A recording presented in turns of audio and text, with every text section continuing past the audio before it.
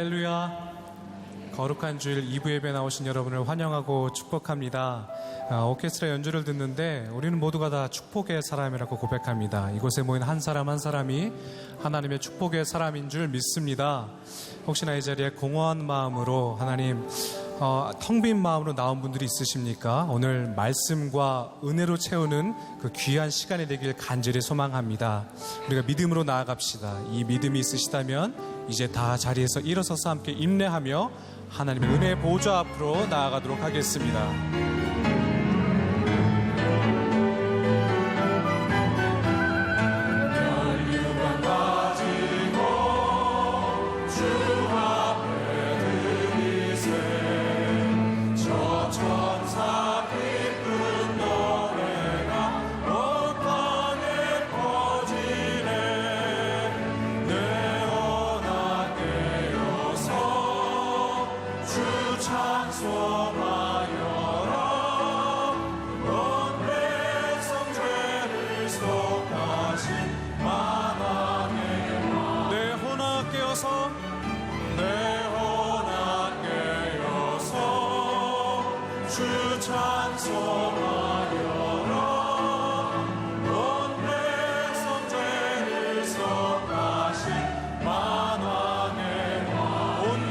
죄를 속하신 온 백성 죄를 속하신 만왕의 왕이세.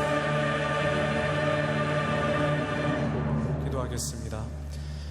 여호와께서는 모든 것을 선대하시며 그 지으신 모든 것에 긍휼을 베푸시는도다. 여호와여, 주께서 지으신 모든 것들이 주께 감사하며 주의 성도들이 주를 송축하리이다. 살아계신 하나님, 지으신 모든 것에 긍휼과 은혜를 베푸시는 하나님을 경배하오니 우리가 주님을 예배할 때 주의 영광으로 임하여 주옵소서. 하늘의 문을 여시고 이곳을 주목하시어 신령한 복으로 역사하여 주옵소서. 살아계신 예수님의 이름으로 기도합니다. 아멘. 교독문 63번을 함께 교독하겠습니다. 왕이신 나의 하나님이여, 내가 주를 높이고 영원히 주의 이름을 송축하리이다.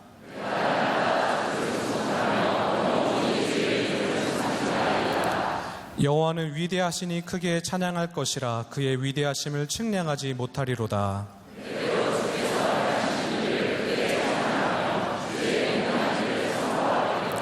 주의 존귀하고 영광스러운 위엄과 주의 기이한 일들을 나는 작은 소리로 읊조리리이다.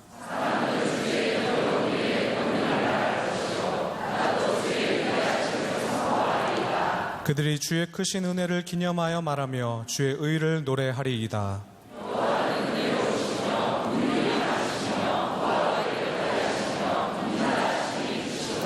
여호와께서는 모든 것을 선대하시며 그 지으신 모든 것에 긍휼을 베푸시는도다. 여호와여, 주께서 지으신 모든 것들이 주께 감사하며 주의 성도들이 주를 송축하리이다. 아멘. 다 자리에 앉으셔서 찬송가 284장을 힘차게 찬양하며 나아가도록 하겠습니다.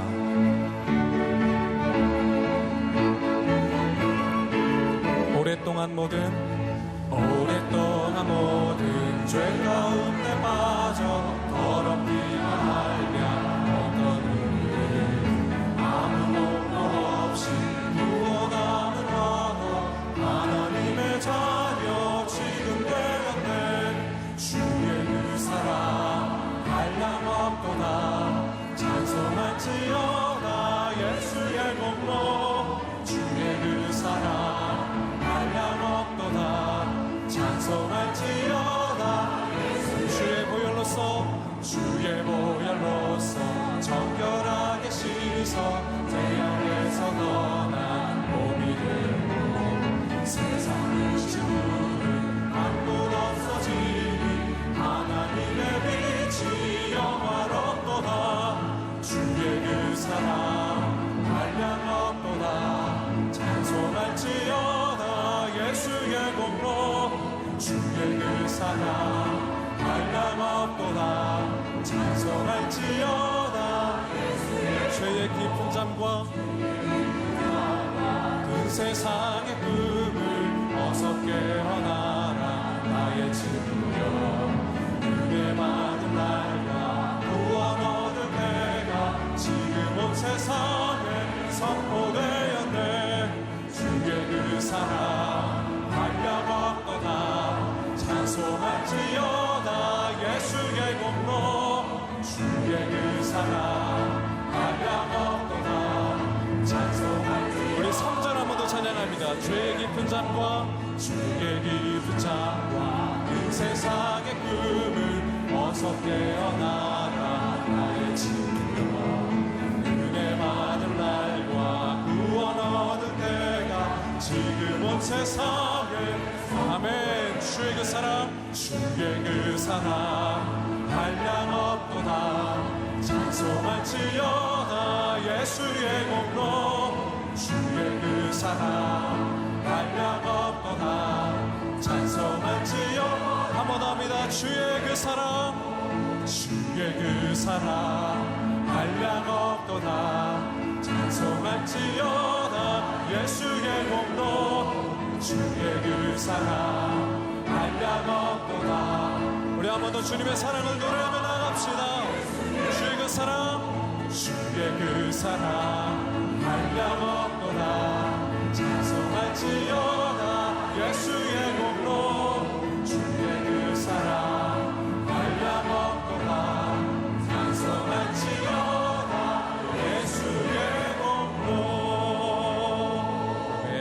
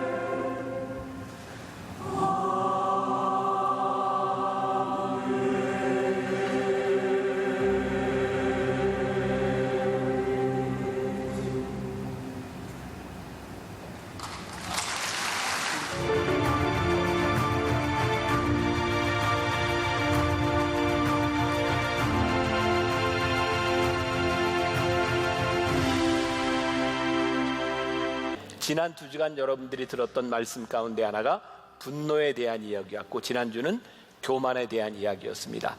여러분들 말씀을 듣고 좀 분노와 교만을 좀 극복하셨나요? 극복하세요.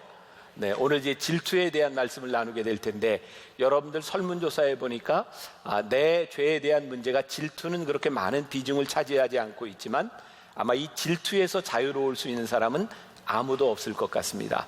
오늘 제가 여러분들과 나누는 이 말씀은 특별한 말씀이 아닙니다. 그러나 다시 한번 우리들이 새겨야 될 말씀이기도 합니다. 제가 말씀을 묵상하면서 깨닫게 되는 것 중에 하나가, 진짜 성경에 이렇게 좋은 말씀이 있구나. 그렇지 않습니까? 오늘 이 야고보서의 말씀도 정말 우리들에게 좋은 말씀인 것 같아요. 이 질투라고 하는 이 감정도요, 사실은 내 속에서 일어나는 감정이지만 사실은 다른 사람들로 인하여 영향을 받는 것입니다. 자, 여러분, 우리는 누군가를 향해 착하다 이렇게 말할 수 있습니다. 그것을 어떻게 하나요? 다른 사람에게 착하게 대하기 때문입니다. 우리는 또 이 사람 참 못됐다 이렇게 말할 수 있습니다. 어떤 사람인가요?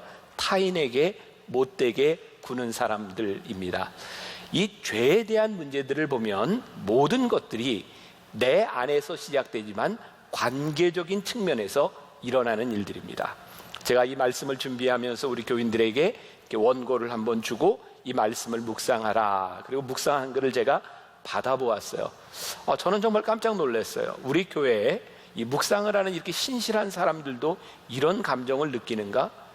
교회에서 참 열심히 섬기고 봉사하는 사람들인데 다른 사람들을 보며 또 여러 가지 재능을 가지고 봉사하는 사람들을 바라보며 질투를 느낄 때가 있다는 거예요. 여러분들은 여러분들의 삶에서 어떤 질투를 느끼시나요? 이쪽에는 우리 목회자들이 이렇게 많이 앉아 있습니다. 전 그런 생각합니다. 아마 저기 있는 목회자들 중에는 어떤 질투가 있을까 모르겠어요. 제가 그냥 혼자 상상하건대 나보다 찬양을 잘 인도하는 사람을 보면 부러움을 넘어서 질투를 느끼지 않을까. 목회자의 입장에서 나보다 더 설교를 잘하는 사람을 바라보면 부러움을 넘어서 질투를 느낄 수도 있겠다. 저도 그렇기 때문입니다. 우리는 이 질투의 감정에서 자유로울 수 있는 사람이 아무도 없는 것 같아요. 제가 지난해에 저기 대구 경산교회에 있는 목사님이 책을 쓰면서 추천사를 써달라 그래서 추천사를 쓰면서 그 글을 읽게 되었는데, 거기에 서문에 이런 글들이 있더라고요. 좋은 소식과 나쁜 소식이 동시에 있습니다. 여러분들 어떤 소식을 먼저 듣고 싶으세요? 그러면서 좋은 소식입니다. 남편이 이사로 진급했습니다. 부인에게 무척 좋은 소식입니다. 그런데 비서가 엄청 예쁘답니다. 나쁜 소식입니다. 그런데 환장할 소식이 있습니다. 둘이 함께 외국으로 출장을 나간답니다. 농담처럼 한 이야기죠. 또 이런 이야기가 있어요. 우리 집 아이가 처음으로 상을 탔습니다. 참 좋은 소식입니다. 그런데 나쁜 소식은 옆집에도 상을 탔답니다. 환장할 소식은 교장 선생님이 전교생에게 이 상을 줬답니다. 또 남편이 한 번도 하지 않던 일인데 꽃을 집에 들고 왔답니다. 좋은 소식입니다. 그런데 꽃을 보니 모두가 하얀 국화꽃이라 물었답니다. 어디서 가져왔냐고. 남편이 장례식장에 갔다가 버리는 꽃이 아까워서 모아왔다는 이야기를 들었습니다. 그런 이야기들이 쭉 이어지고 있어요. 근데 참 재미있는 거죠. 아니, 흥미로운 거죠. 우리들에게 어떤 소식, 참 좋은 소식인데 나쁜 소식을 듣는 순간 좋은 소식은 다 묻혀버리고 만다는 겁니다. 저는 질투를 보면서 이런 생각을 하게 되었어요. 우리들 속에 질투가 들어오면요, 우리들 속에 있었던 장점과 우리들에게 좋은 점들이 하나도 보이지 않고 다 덮어져 버립니다. 질투의 마력입니다. 오늘 야고보서는 이런 표현을 쓰고 있습니다. 11절과 12절 같이 한번 봉독해 볼까요? 샘이 한 구멍으로 어찌 단물과 쓴물을 내겠느냐? 내 형제들아, 어찌 무화과 나무가 감람 열매를, 포도나무가 무화과를 맺겠느냐? 이와 같이 짠물이 단물을 내지 못하느니라. 자, 이렇게 적용해 볼 수 있을 것 같아요. 질투의 감정이 일어나는 곳에서 선한 신앙인의 모습은 절대로 보이지 않습니다. 질투의 감정이 일어나는 곳에서 성령의 열매는 보이지 않습니다. 질투의 샘에 물이 올라오기 시작하면 질투의 샘물과 함께 기쁨의 샘물은 절대로 나오지 못합니다. 자, 다시 정리를 하면 질투라고 하는 감정은 타인으로부터 유발되는 것이지만 지극히 자기중심적인 감정입니다. 기억하십시오. 질투라고 하는 것은 진리에 대한 문제가 아니라 내 속에서 일어나는 감정에 대한 문제라는 거예요. 한옥 목사님이 쓴 책 아멘 다음이 중요하다라고 하는데 보면 이런 말이 나옵니다. 영어 단어의 죄라고 하는 sin이라고 하는 말이 있죠. S-I-N. 그럼 뭐라고 이야기하냐면 죄의 중심에 뭐가 있어요? I가 있다는 겁니다. 내가 중심인 것이 죄. 아주 멋진 해석이라는 생각이 듭니다. 가만히 생각해 보니까 그래요. 교만도 그랬고 분노도 그랬고 모든 일들에 내가 중심이 되어 들어갈 때 풀리지 않는 일들이 있고 내 중심적인 생각들이 우리를 참 힘들게 하는 것 같습니다. 질투라고 하는 말의 동의어가 시기라고 하는 말이죠. 그래서 우리가 이런 말을 쓰죠. 시기와 질투. 좀 전에 우리들이 그 그림을 통해서 보았던 것도 있지만 개에 대한 이야기가 나오고 있어요. 자, 먼저 시기라고 하는 말의 사전적 의미는 이렇습니다. 자기보다 나은 처지에 있는 사람을 공연히 미워하거나 싫어하는 일, 또는 그런 마음을 가리키며 남에게 지기를 싫어하고 남이 잘 되는 것을 부러워하는 일. 여러분들 시기의 그 한자 시자에 보면 그게 개 견자에 풀을 청자를 쓰고 있습니다. 이게 무슨 말인지 아세요? 개가 푸르다. 이건 무슨 표현이냐면 개가 화가 나 있는 거예요. 개가 언제 화가 나냐면 다른 개가 먹을 것을 물고 있는 걸 보면서 개가 퍼렇게 되어 부들부들 떨고 있는 게 기자는 자기 중심적인 마음을 이야기하는 거예요. 참 신기하죠? 저 개가 먹을 것을 물고 있는데 내가 왜 부들부들 떱니까? 우리는 나에게서 일어나는 문제가 아니라 다른 사람에게서 일어나는 문제에 대하여 나 중심적으로 생각하며 질투의 감정이 일어나고 있다는 거예요. 오늘 본문 말씀을 조금 생각해 보겠습니다. 야고보서 기자는 계속해서 두 개를 대조해서 설명하고 있어요. 14절과 15절 같이 한번 볼까요? 이렇게 같이 성경을 계속 볼 때는 여러분들이 펜을 가지고 좀 표시도 하고 그러면 좋을 텐데 그냥 알아서 하세요. 자, 14절 15절 같이 한번 보겠습니다. 시작. 그러나 너희 마음속에 독한 시기와 다툼이 있으면 자랑하지 말라. 진리를 거슬려 거짓말하지 말라. 이러한 지혜는 위에로부터 내려온 것이 아니요 땅 위의 것이요 정욕의 것이요 귀신의 것이니.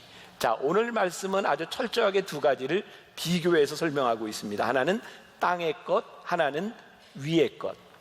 땅의 것이 시기와 질투에 대한 문제라면 위의 것을 통해서 시기와 질투를 이길 수 있다는 거예요. 오늘 여러분들이 여기에 초점을 가지고 들으셔야 합니다. 시기와 다툼이라고 하는 이 질투의 감정은 위로부터 내려오는 것이 아니라 오늘 말씀해 보니까 정욕적이고 세상적이고 귀신의 것이다. 자, 굉장히 위험한 거죠. 우리들에게 질투의 감정이 들 때 이게 그만큼 위험하다는 거예요. 자, 16절 시기와 다툼이 있는 곳에는 혼란과 모든 악한 일이 있음이라. 질투는 질투로 끝나지 않아요. 거기에 혼란과 악함이 있다는 거예요. 땅 위의 것, 이전 성경에 보면 이것을 세상적인 것이라고 이렇게 표현을 하고 있는데 제가 이제 몇 가지 설명을 합니다.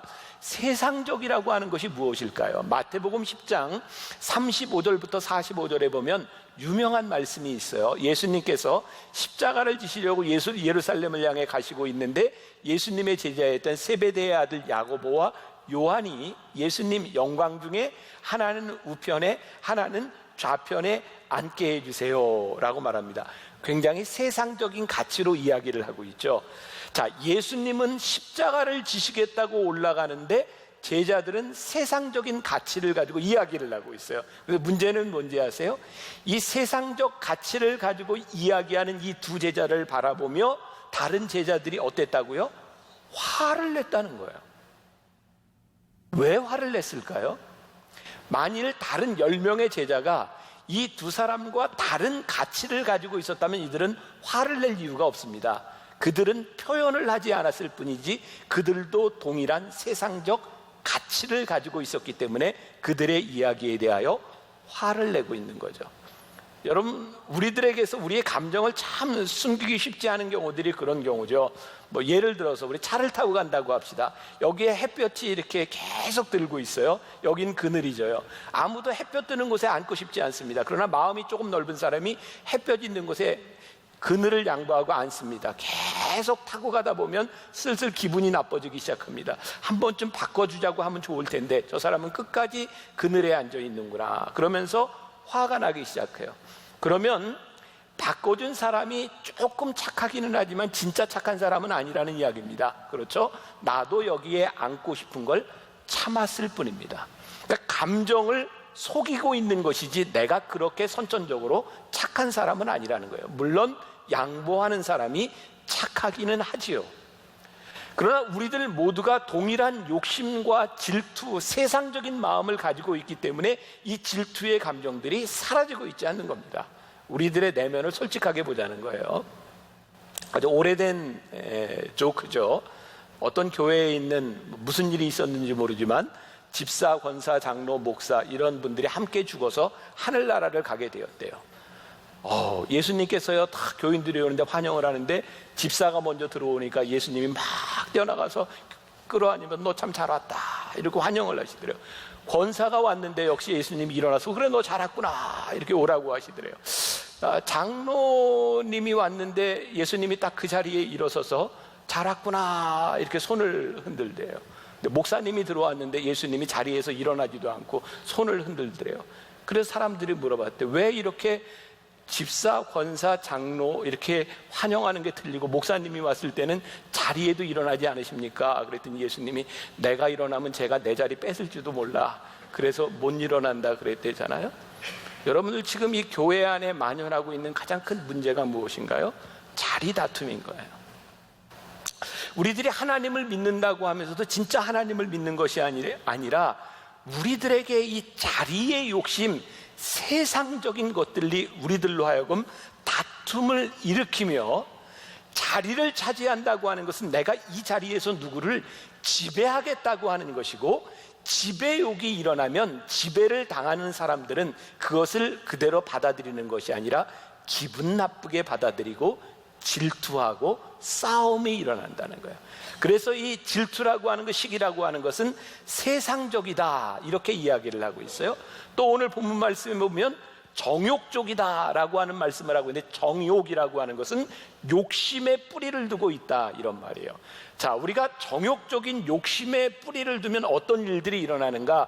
갈라디아서 5장 15절부터 17절까지의 정말 적나라한 말씀이죠.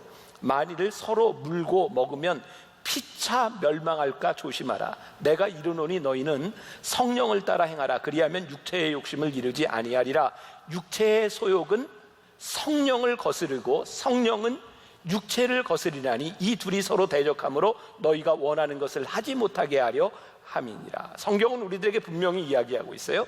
세상적인 욕심이 있고 성령의 소욕이 있다. 이 세상의 욕심에 우리들이 들어가면 이 질투의 감정들이 우리들에게 일어나는데 성령의 소욕이 그것을 덮지 못하면 무서운 일들이 일어나는 거예요. 이 질투에 대한 설교를 할 때마다 빠지지 않는 예화가 하나 있습니다. 그게 뭐냐면 여러분들 아마데우스라고 하는 영화를 보셨는지 모르겠어요. 그 영화의 이야기를 이렇게 빼놓지 않고 하는데 여기에 두 명의 음악가가 나오죠. 하나는 모차르트고요, 하나는 살리에르라고 하는 사람입니다. 제가 이 세븐 신스 7가지 죄에 대한 이 설교를 준비하게 된 이유 가운데 하나는 앤소니 캄폴로라고 하는 사람이 그 7가지 죄에 대한 책을 썼고요, 그것을 읽다가 이 설교를 여러분들과 함께 나누어야 되겠다고 생각했거든요. 살리에르는 궁정의 음악가였습니다. 책임자였습니다. 그는 내가 음악으로 하나님 앞에 헌신하겠다고, 작곡가로서 하나님께 영광을 돌리겠다고 그렇게 서원한 사람이었습니다. 그래 어느 날 궁정의 혜성처럼 천재가 하나 등장하죠. 그게 누구냐면 모차르트입니다.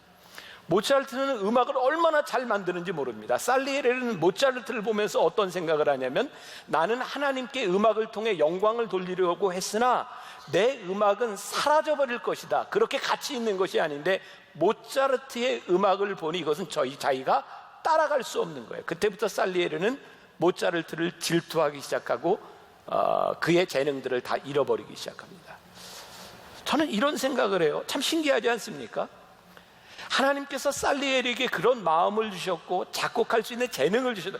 모차르트만큼의 재능은 아니지만 그에게 충분한 재능을 주셨는데, 그것을 가지고 하나님을 예배하고 찬송하고 음악을 만들면 될 텐데 왜 모차르트 때문에 자기가 가지고 있는 재능을 재능으로 생각하지 못하게 되었고 질투함으로 서서히 죽어가는가?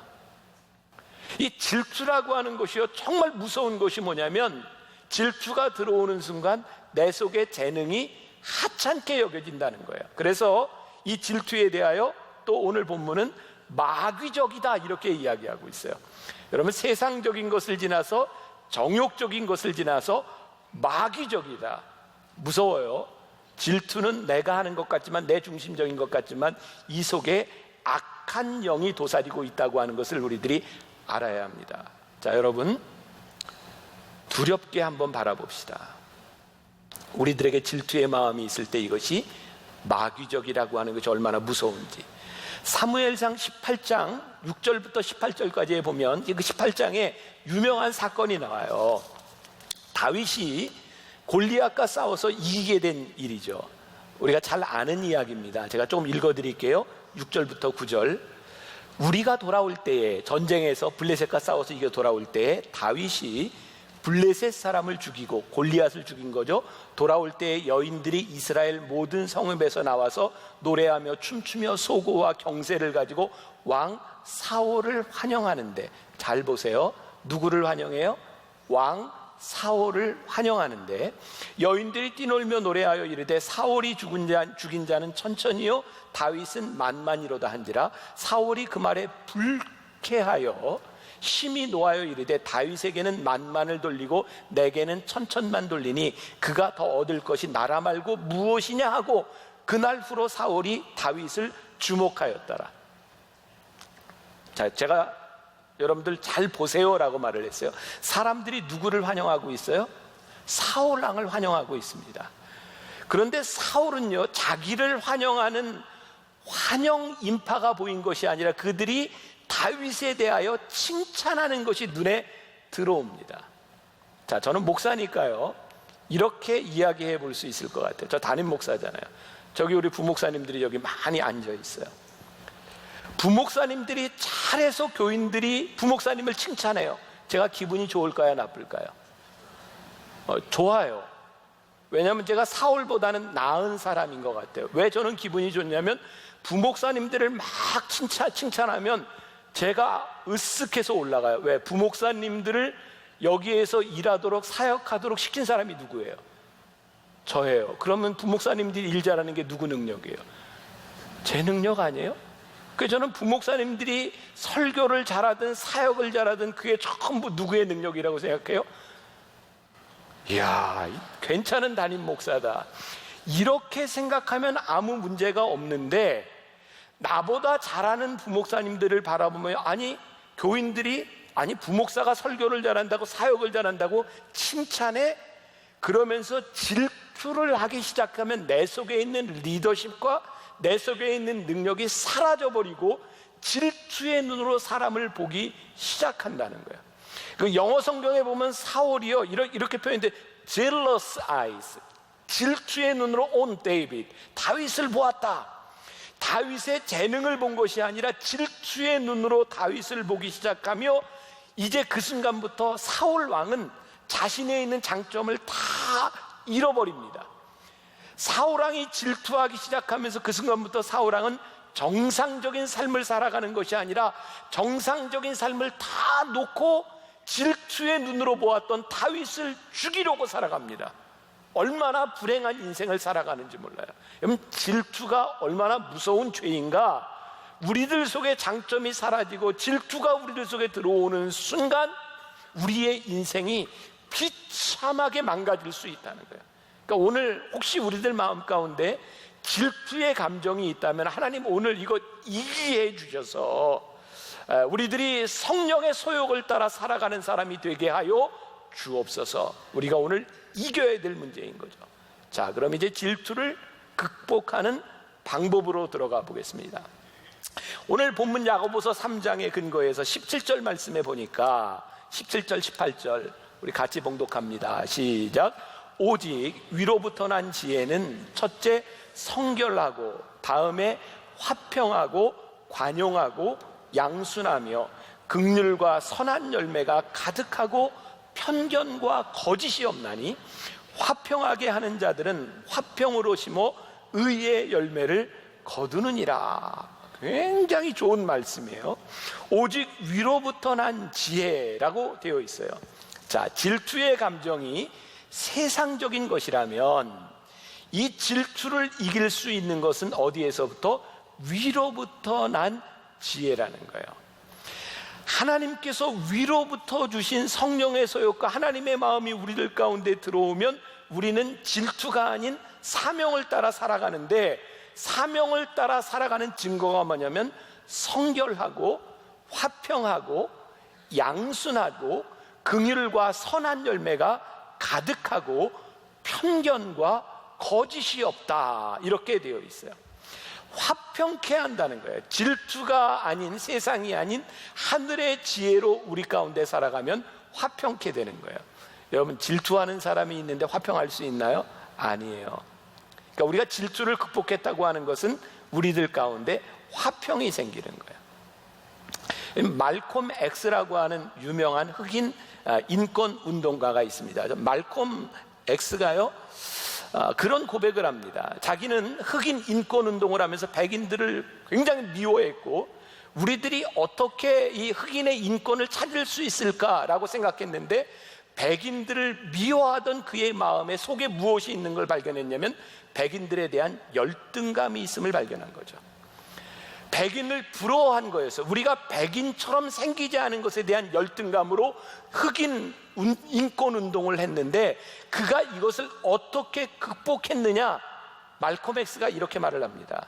흑인들이 백인 부러워하기를 그치고 백인 되기를 그쳐야 하며 검은 것이 아름답다고 확신 있게 말할 수 있어야 한다. 그러니까 하나님께서 흑인을 만드신 이유, 그것이 분명해야 되고, 백인을 만드신 이유가 분명해야 되고, 오늘 여러분들이 만나는 많은 사람들, 여러분들의 경쟁자들 가운데 그들을 만드신 이유와 나를 만드신 이유가 분명해야 된다는 거예요. 아마 오늘 2부 예배 때는 그렇게 실현을 한번 해도 좋을 것 같은데, 오케스트라가 앉아 있으니까 오케스트라가 연주할 때 제일 처음 연주하기 전에 하는 것이 뭐냐면 수석 바이올린 주자가 나와서 한 사람에게 손짓을 하죠. 오보에. 그 사람이 오보에가 음을 딱 불면 그게 440MHz 기본음이 나옵니다. 거기에 사람들이 쫙 맞추죠. 그래서 오케스트라가 음을 잘 조율하고 연주를 하기 시작합니다. 화음이 맞는 거예요. 여러분들, 불협화음은 어떻게 나는지 아세요? 저는 죄가 불협화음이라고 생각하거든요. 죄는 자기중심적인 생각들을 놓지 않을 때 불협화음이 일어나는 거예요. 화평은 자기중심적인 생각이 아니라 하나님 주신 생각으로, 하늘의 지혜로 우리를 바라보기 시작할 때, 하나님 중심적인 사고의 나를 맞춰가기 시작할 때 우리들에게서 화평이 만들어지는 거예요. 제가 얼마 전에 읽었던 오스왈드 챔버스의 거룩과 성화라는 책이 있는데 정말 좋은 그 글들이 많이 있더라고요. 여기에 조금 어려운 말이 될지는 모르지만 조금 주의 깊게 들어보세요. 우리 자신을 항상 하나님께 맞추는 유일한 비결은 불쾌하고 힘든 것에 대한 훈련을 하는 것이다. 내가 하나님의 아들의 생명을 나타낼 것인지 아니면 주께 반감을 갖고 살아가는 삶을 살 것인지를 불쾌하고 힘든 일을 만날 때 판가름 납니다. 당신은 불쾌하고 힘든 일이 생길 때 주님과 상관없는 자처럼 짜증을 내는가? 우리가 화를 내는 순간 은혜 안에서 성장을 멈추고 만다. 그렇기 때문에 화가 치밀어 오르는 순간마다 내가 하나님께 얼마나 불쾌하고 힘든 사람이었는가를 생각하라. 사실 당신이 만나는 불쾌하고 힘든 사람들은 당신이 하나님의 눈에 어떠한 사람이었는지를 보여주는 객관적인 그림이다. 자, 좀 어려워요 말이. 내가 누군가를 향해 불쾌한 마음이 들었어요. 그때 하나님은 우리를 시험하신다는 거예요. 그 불쾌한 일을 당할 때 네가 불쾌할 것이냐, 그것을 이길 것이냐. 근데 이것을 이길 수 있는 방법이 뭐냐면, 불쾌한 사람을 만날 때 거기에서 내 모습을 보아라. 하나님 앞에 네가 얼마나 불쾌한 존재였는지, 네가 참을 수 없다고 생각하는 그 사람, 하나님이 너를 바라보며 얼마나 참을 수 없는 존재였는지를 생각하라. 그러면 이길 것이라는 거예요. 지난 주간에 저는 청년들과 함께 성지순례를 다녀왔습니다. 안내하는 목사님이 버스 안에서 이런 이야기를 했어요. 이게 그냥 지나가는 이야기가 아니라 만나교회 청년들처럼, 만나교회 교인들처럼 이렇게 좋은 사람을 만나는 것이 흔치 않습니다. 왜 그런 이야기를 했냐면, 여행하는 중에 우리 청년들 중에 몇 명이 아팠어요. 갑자기 이렇게 패닉 어택이 와서 힘든 시간을 지나는 청년도 있었고, 선천성으로 심장의 병을 가지고 있어서 여행을 하는 중에 모든 일행이 그 약한 청년에게 맞춰줘야 되는 순간들이 있었어요. 목사님이 이렇게 얘기합니다. 목사님, 모든 사람들이 성지순례를 한다고, 교회에서 왔다고, 이런 일을 만날 때, 예기치 않은 일을 당할 때 이렇게 다 친절하거나 이렇게 다 착하지 않습니다. 저는 만나교회 청년들과 만나교인을 보면서 정말 놀랐습니다. 저 너무너무 기뻤거든요. 어렵고 힘든 시기를 지나가는 사람을 볼 때 그 사람으로 인하여 우리들의 일정이, 우리들의 상황이 문제가 생길 수 있지만, 사실 우리의 인생에서 우리들로 인하여 일어났던 어려운 일들과 하나님을 힘들게 했던 우리의 모습들을 바라본다면 우리들이 얼마든지 화평케 하는 자들이 될 수 있지 않겠는가. 하나님을 불쾌하게 만들었던 너희의 모습을 보아라. 그러면 우리가 화평케 하는 자가 될 것이라는 거예요. 전 개인적으로 참 좋아하는 말씀 가운데 하나가 롬파리팔이죠. 많이 들어서 아시죠? 롬파리팔 뭐예요? 우리가 알거니와 하나님을 사랑하는 자, 곧 그의 뜻대로 부르심을 입은 자들에게는 모든 것이 합력하여 선을 이루느니라. 우리의 질투의 감정이 왜 저 사람에게 저런 일이 일어납니까? 왜 나는 이렇게 부족합니까? 라고 하는 것인데, 위로부터 오는 지혜가 우리들에게 뭐라고 말씀하시냐면, 우리가 알거니와 하나님을 사랑하는 자, 곧 그 뜻대로 부르심을 입은 자들에게는 모든 것이 합력하여 선을 이루고 있어. 제가 제일 좋아하는 말, 내 삶의 하나님은 베스트야. 하나님은 너를 통해 놀라운 일을 만들어가고 계셔. 그것이 무슨 일인지 저 사람과 비교해야 될 일이 아니라 우리를 통하여 하나님이 합력하여 선을 이루고 계셔. 하나님 앞에서 우리들의 모습을 바라보며 우리들의 신앙의 고백을 할 수 있을 때, 저는 학창시절에 굉장히 많은 컴플렉스에 시달렸던 사람이에요. 제가 신학대학을 다닐 때 제 친구 중에 하나는 너무너무 음악을 잘하는 친구였어요. 진짜 천재적이었어요. 어떻게 저렇게 음악을 잘할 수 있을까 너무너무 부러웠어요. 한 친구는 제가 감리교 신학대학을 다닐 때 수석으로 들어온 친구였어요. 서울대학을 가도 되는 친구였어요. 이 친구는 머리가 너무 좋은 거예요. 공부를 안 해요. 머리가 좋아요. 너무너무 부러운 거예요. 나는 그런 머리도 없고, 나는 저런 음악도 하지 못하고, 그런 뛰어난 친구들 틈에서 저는 많은 컴플렉스를 가지고 있었어요. 제가 하나님께 은혜를 받고 하나님이 이 컴플렉스를 한 방에 날려보내셨어요. 무엇인지 아세요? 하나님이 나를 부르셨다고 하는 것과 더불어 내가 음악을 잘하거나 머리가 좋거나 네가 모든 것을 다 하는 것이 아니라, 하나님께서 저에게 음악을 잘하는 사람도 머리가 좋은 사람도 하나님께서 믿음의 동역자로 붙여주실 수 있다는 거예요. 내가 모든 것을 잘하기 때문에 잘할 수 있어서 만족한 것이 아니라, 나를 통해서 일하실 하나님에 대한 기대가 제 컴플렉스를 한 방에 날려보냈어요. 저는 우리 젊은 사역자들에게, 제 아들 같은 사역자들에게 요즘 제일 많이 하는 말이 있습니다. 좋은 친구를 만나라. 앞으로 목회하게 될 때 내가 하지 못하는 것을 채워줄 수 있는 좋은 친구를 만나라. 그리고 같이 해라. 우리의 인생에 하나님이 우리들에게 붙여주신 사람들이 축복으로 다가오고 내 부족함을 채워주는 하나님의 선물로 느껴지기 시작할 때 그 누군가가 우리들에게 질투의 대상이 아니라 선물로 보여지지 않겠어요? 그게 위로부터 오는 지혜인 거예요. 어느 대학교 직업 상담소에 실패자가 되는 10가지 지름길이라는 것이 써 있어요. 들어보세요. 첫 번째, 난 틀렸다고 늘 넋두리해라. 두 번째, 자기 자신을 무능한 사람이라고 항상 비난해라. 세 번째, 모든 일에 불평거리를 찾아라. 네 번째, 날마다 없는 것과 부족한 것만 찾아라. 다섯 번째, 자신이나 다른 사람의 단점을 부지런히 살펴라. 여섯 번째, 조금만 어렵거나 힘들면 빨리 포기해라. 일곱 번째, 안 되는 일이 있으면 더 이상 하려고 하지 마라. 여덟 번째, 쉽게 포기해버리고 적당히 변명해라.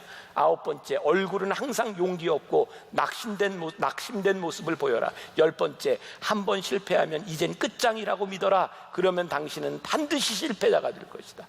이것도 앞에 거 빼놓고 또 이것만 들고 목사님이 설교 시간에 이렇게 하라 그랬대. 큰일 나요. 이게 실패자가 되는 지름, 이렇게 하지 말라는 거예요.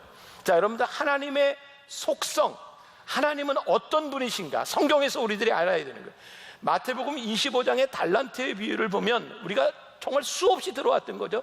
5달란트, 2달란트, 1달란트 하나님께서 그들에게 맡겨주셨는데 하나님께서는 내가 얼마나 많이 남겼느냐 이거를 물으시는 분이 아니라 내가 가지고 있는 것으로 무엇을 했느냐를 우리들에게 물으신다는 거예요. 우리가 질투를 극복할 수 있는 아주 중요한 것이 있는데 하나님이 어떤 분이신지를 아는 거예요. 하나님이 나에게 맡겨주신 것이 무엇이고 나에게 주신 사명이 무엇인가를 우리들이 알 수 있을 때 우리는 비교하고 질투하는 것이 아니라 핑계를 대는 것이 아니라 나에게 주어지는 일을 열심히 하는 거죠. 저는 목회를 하면서 아주 일관성 있는 특징을 하나 발견하게 돼요. 교회에서 예를 들어서 어떤 헌금 이야기를 하잖아요. 참 신기해요. 헌금을 잘하는 사람은 불평하지 않습니다. 근데 헌금을 하지 않는 사람은 왜 헌금 이야기를 하냐고 합니다. 교회에서 전도에 대한 이야기를 하잖아요. 전도하는 사람들은 아무 불평하지 않습니다. 전도를 안 하는 사람이 왜 전도하냐고 이야기를 해요. 여러분, 기도 프로그램 하잖아요. 기도를 하는 사람은 불평하지 않습니다. 근데 기도하기 싫은 사람은 불평합니다. 참 신기해요. 이게 신기한 게 아니라 당연한 거죠. 잘하는 사람은 불평하지 않습니다. 하지 않는 사람은 늘 불평합니다. 우리가 불평한다고 하는 것은 건강하지 못하다고 하는 증거입니다. 건강한 사람은요, 밥을 물에 말아 먹든 쓱쓱 비벼 먹든 소화가 되는데 건강하지 않은 사람들은 모든 것이 와서 다 걸려요. 자, 잘 들으세요. 여러분들 이 모든 것을 다 알아 이런 이야기가 아닙니다. 하나님이 나에게 주신 그 은사와 하늘로부터 오는 것을 감사하게 받고 나에게 갖지 못한 것에 대하여 불평하지 말라는 거예요. 질투를 이기는 거예요. 자, 오늘 결론적인 말씀이에요. 질투를 극복하는 것, 축복의 사람이 되라. 자, 오늘 16절, 18절 말씀해 보니까 시기와 다툼이 있는 곳에는 혼란과 모든 악한 일이 있습니다. 화평케 하는 자들은 화평으로 심어 의의 열매를 거두느니라 그랬어요. 그러면 성지순례 같은 이야기를 조금 할게요. 그 갈릴리 주변에서 우리 일행들이 팔복산, 예수님께서 팔복의 말씀을 전하셨던 산에 가게 되었어요. 여러분 잘 알죠? 마음이 가난한 자는 복이 있나니, 화평케 하는 자는 복이 있나니, 의에 줄이고 목마른 자는 복이 있나니. 설명하는 목사님이 이렇게 묻더라고요. 진짜 그게 복이라고 믿습니까? 가난한 자가 복이 있습니까? 의에 줄이고 목마른 자가 복이 있습니까? 화평케 하는 자가 복이 있습니까?